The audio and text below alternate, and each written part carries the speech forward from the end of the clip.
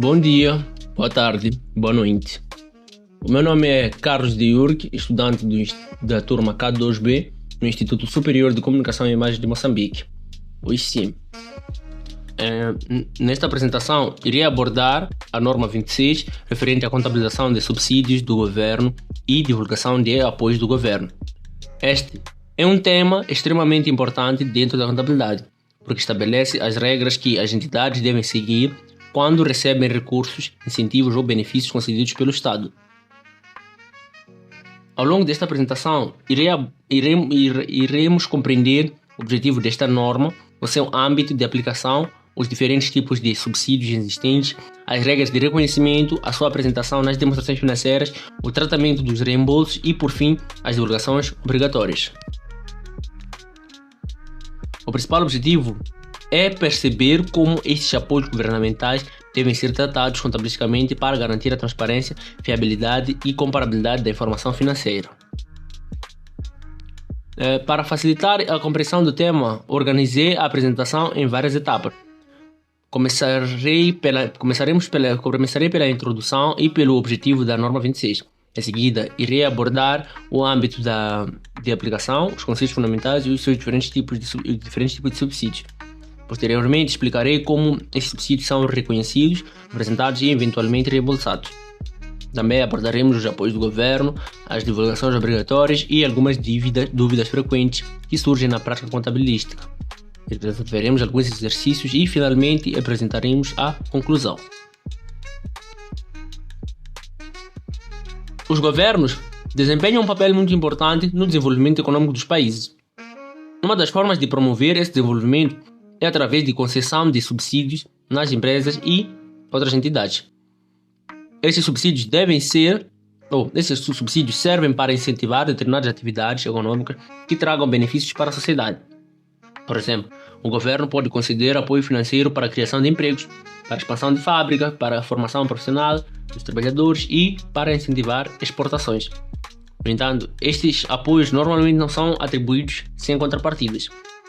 As entidades que recebem esses benefícios assumem determinadas obrigações e devem cumprir essas metas específicas. Por esse motivo, surge a necessidade de existir a norma contabilística que determine exatamente quando e como esses subsídios devem ser reconhecidos. É nesse contexto que surge a norma 26. O objetivo principal da norma 26 é estabelecer o tratamento contabilístico dos subsídios do governo e dos apoios do governo. E esta norma define as regras que as empresas devem seguir para reconhecer, medir, apresentar e divulgar esses benefícios. O seu propósito é garantir que todas as demonstrações financeiras apresentem uma imagem verdadeira e apropriada da situação econômica da entidade.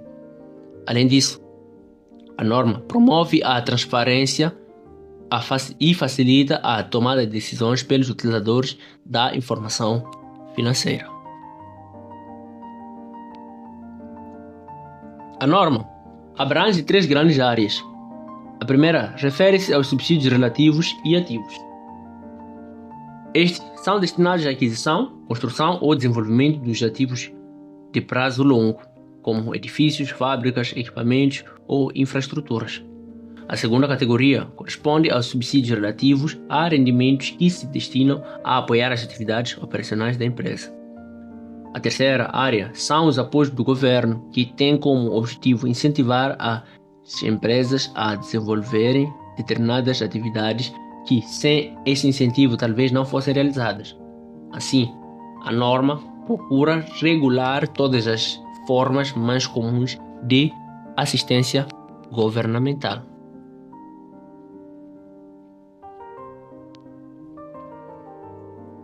Apesar do seu amplo alcance, a norma 26 não abrange algumas situações específicas. Por exemplo, ela não trata das alterações de preços nas demonstrações financeiras, também não regula os benefícios fiscais, como isenções de impostos, reduções de taxas ou créditos fiscais. Além disso, não abrange a participação do governo no capital das empresas. Por fim, também se aplica aos subsídios previstos na NCRF 11, relacionados com a agricultura e ativos biológicos. Isso evita a sobreposição entre normas contabilísticas. Podemos definir um subsídio do governo como uma transferência de recursos realizada pelo Estado para uma entidade, em troca do cumprimento de determinadas condições. Essas condições podem estar relacionadas com diversos objetivos econômicos ou sociais. Por exemplo, uma empresa pode comprometer-se a criar postos de trabalho, aumentar as exportações ou investir em uma determinada região. É importante perceber que um subsídio não é simplesmente dinheiro oferecido pelo governo. Na maioria das situações, existe um compromisso associado e, caso a entidade não cumpra as condições estabelecidas, poderá ser obrigado a devolver o total ou parcialmente o valor recebido. A NCRF 26 classifica os subsídios em 4 categorias. Primeiramente,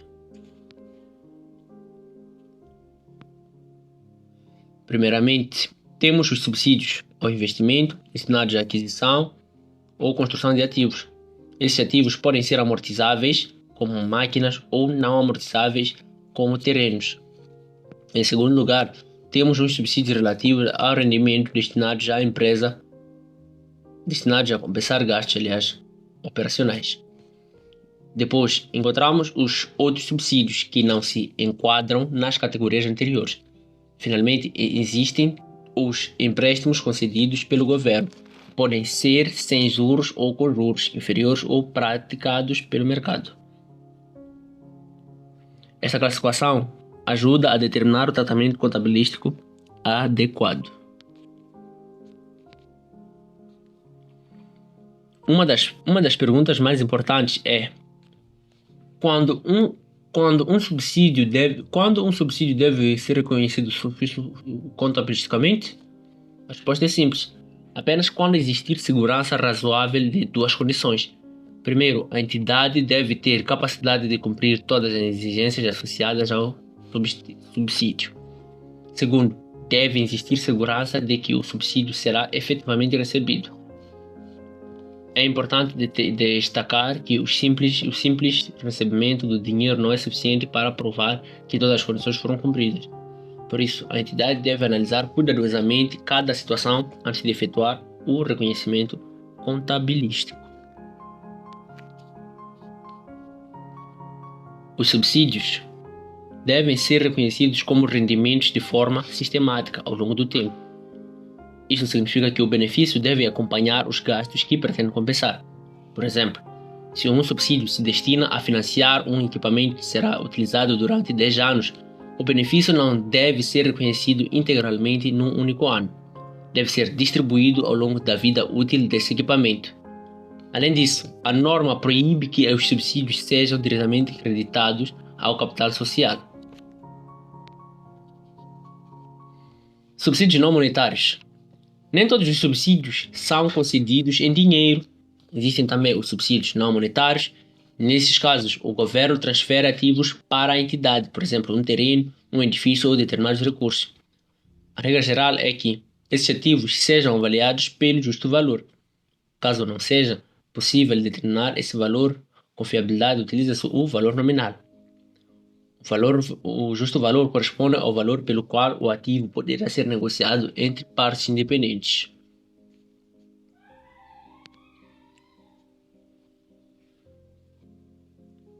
Métodos de apresentação. Existem 2 métodos de apresentação permitidos pela norma.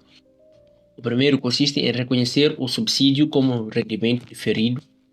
Neste caso, o benefício é transferido gradualmente para os resultados ao longo da vida útil do ativo. O segundo método consiste em deduzir diretamente o valor do subsídio ao custo do ativo. Em ambos os casos, o objetivo é o mesmo: distribuir o benefício de forma equilibrada ao longo do tempo. A diferença está apenas na forma de apresentação nas normas financeiras. Nas demonstrações financeiras, aliás. Apresentação dos subsídios relativos a rendimentos. Os subsídios relativos a rendimentos podem ser apresentados de 2 formas. A primeira consiste em conhecê-los diretamente como rendimentos. A segunda consiste em deduzi-los dos gastos correspondentes. Existem 3 situações possíveis. Se os gastos já ocorrerem, o subsídio é reconhecido imediatamente nos resultados. Se os gastos ocorrerem apenas parcialmente, uma parte do subsídio é reconhecida imediatamente e a outra fica diferida. Se os gastos ainda não ocorrerem, todo o subsídio permanece diferido até que esses gastos sejam reduzidos. Reembolso dos subsídios. Existem situações em que a entidade é obrigada a devolver um subsídio. Isso pode acontecer quando não cumpre as condições estabelecidas. Quando o subsídio está relacionado com um ativo, o reembolso pode ser tratado aumentando o valor do ativo ou reduzindo o rendimento diferido. Quando o subsídio está relacionado com um rendimento, o reembolso deve ser aplicado primeiro aos rendimentos diferidos existentes. Caso o valor do reembolso seja superior, a diferença é reconhecida imediatamente como gasto.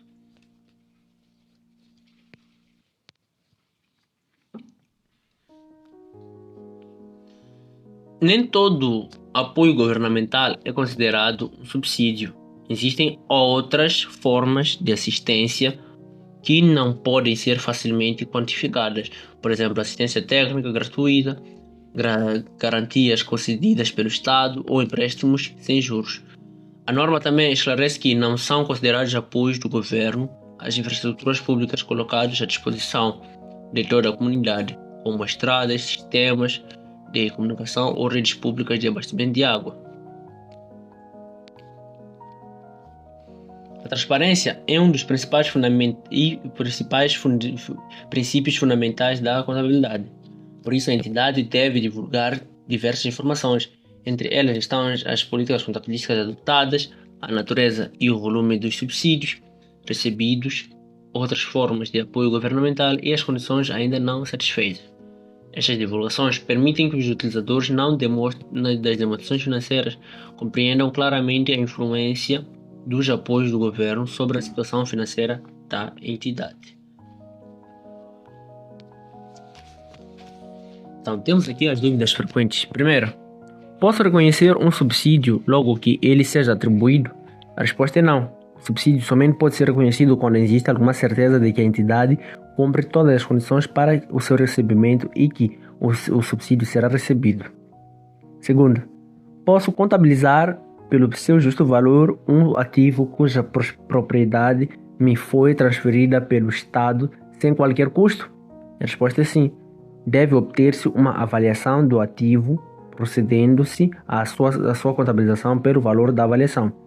Terceiro, devo reconhecer a eventual devolução de subsídios recebidos? A resposta é sim, sempre que existir a possibilidade de reembolso na totalidade ou de uma parte do subsídio recebido, incluindo os montantes reconhecidos em períodos anteriores, nos resultados. Então, vamos para o primeiro exercício. O primeiro exercício diz o seguinte: uma empresa adquiriu um equipamento fabril no início do ano N por 240 mil meticais.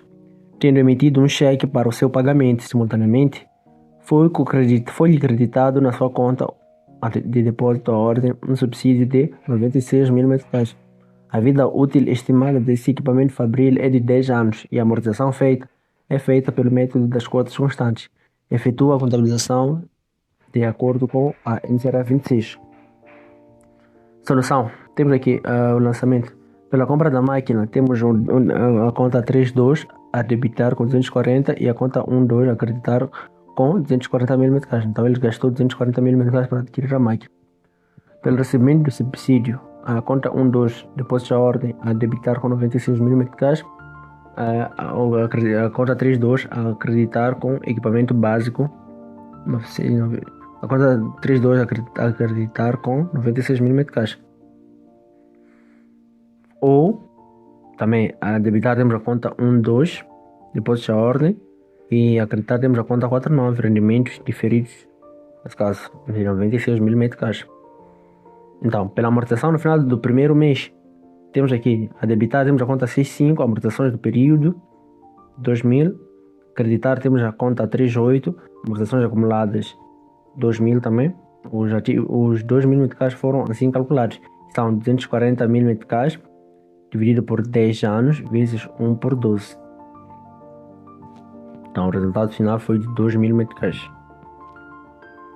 Então caso a opção de reconhecimento do subsídio tenha consistido em levar o subsídio a rendimentos diferidos simultaneamente com a amortização do equipamento fabril, procede-se ao reconhecimento do ganho associado ao subsídio.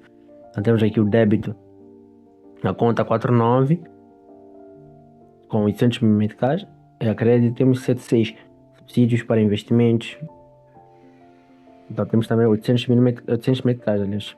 Os 800 meticais correspondem a 40% do valor da amortização, uma vez que o subsídio recebido foi de 40% do valor do bem. A amortização foi bem calculada. Custo do ativo 240, vida útil em meses 120 meticais, amortização mensal de 2.000 meticais. Então, passemos para o próximo exercício.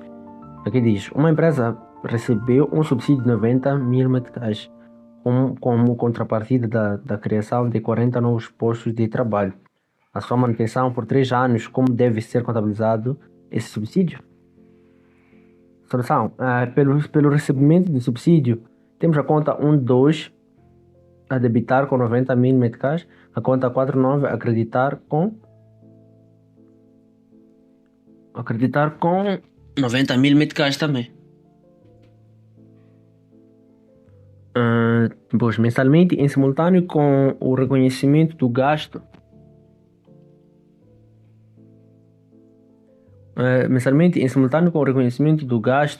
com o pessoal,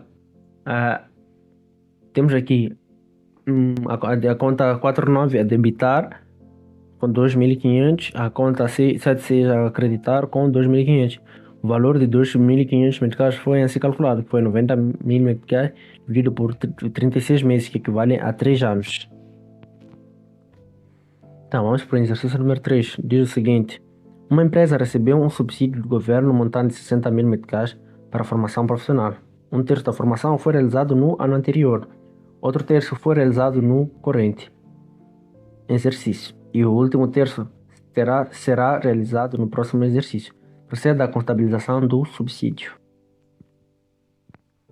Então, temos aqui a solução. Pelo recebimento do subsídio, os lançamentos, nesse caso, temos a conta 12 a debitar com 60 mil meticais, a conta 76 a acreditar com 40 mil meticais, e mais uma conta a acreditar rendimentos diferidos, subsídio de exploração, nesse caso, que equivale a 20 mil meticais. Então, 2 créditos de 20 e 40 mil dá 60 mil e o débito de 60 mil. Assim, encontramos a diferença entre o débito e o crédito. A diferença não, o balanço entre o débito e o crédito. Quer a parcela do subsídio correspondente a anos anteriores, quer a parcela do ano são contabilizados como rendimento do período. A parcela do gasto a realizar no ano seguinte é diferida para ser reconhecida como rendimento no mesmo período em que se reconhece o gasto que se destinou a subsidiar. Então, o quarto exercício. Uma entidade recebeu gratuitamente um ativo como subsídio a um projeto de investimento. Existe alguma contabilização a efetuar? A solução é simples. Deve-se estimar o justo valor do ativo efetuando-se a seguinte contabilização. A debitar temos 3,2 e a acreditar temos 5,8. Então, para concluir, a norma 26 é uma norma essencial porque estabelece regras claras para a contabilização dos subsídios e outros apoios do governo. A sua correta aplicação permite garantir transparência, fiabilidade e comparabilidade das demonstrações financeiras. Além disso, assegura que os benefícios concedidos pelo Estado sejam reconhecidos de forma adequada e apresentados corretamente aos utilizadores da informação financeira. Em síntese, esta norma contribui para uma gestão financeira mais responsável e para uma melhor tomada de decisões dentro das organizações. Muito obrigado pela atenção.